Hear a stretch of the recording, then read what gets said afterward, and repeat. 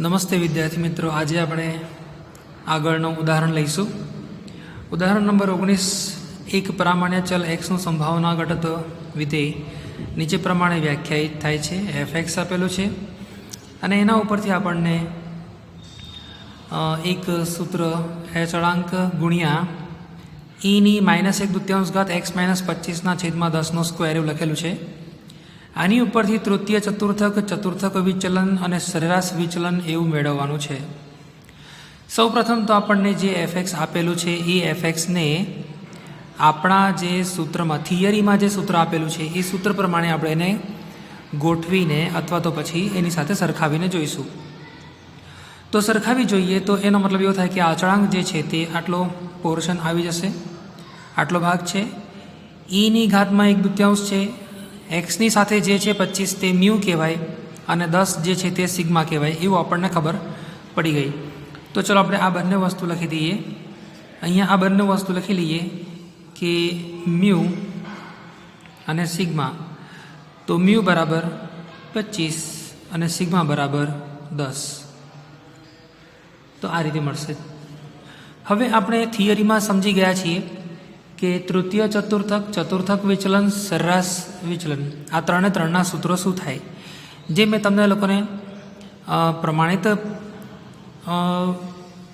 ચલના ગુણધર્મો અને પ્રમાણિત પ્રામાણ્ય ચલના ગુણધર્મો જે છે એ બંનેમાં 11, 12, 13 એવી કંઈક થિયરી હતી એની અંદર, બરાબર છે. એ થિયરી પ્રમાણે જો હું તમને કહું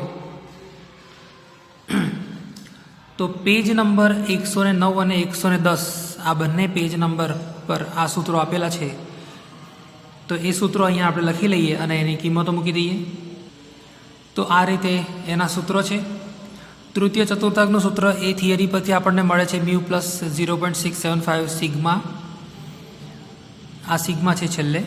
ચતુર્થક વિચલન 2/3 સિગ્મા અને સરેરાશ વિચલન 4/5 સિગ્મા.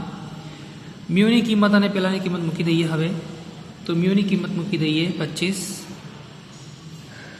જે અહીંયા 25 આપણને દેખાઈ રહી છે, અને સિગ્માની કિંમત મૂકી દઈએ તો 0.675 અને એના ગુણ્યા 10. કેલ્ક્યુલેટરમાં તમે ગણતરી કરશો તો 31.75 આનો જવાબ આવે છે. ચતુર્થક વિચલનમાં 2/3 ગુણ્યા સિગ્મા. સિગ્મા એટલે 10, એટલે કે 20. 2 ગુણ્યા 10 કરશો એટલે 20. 20/3. તો 20/3 એ તમારો જવાબ.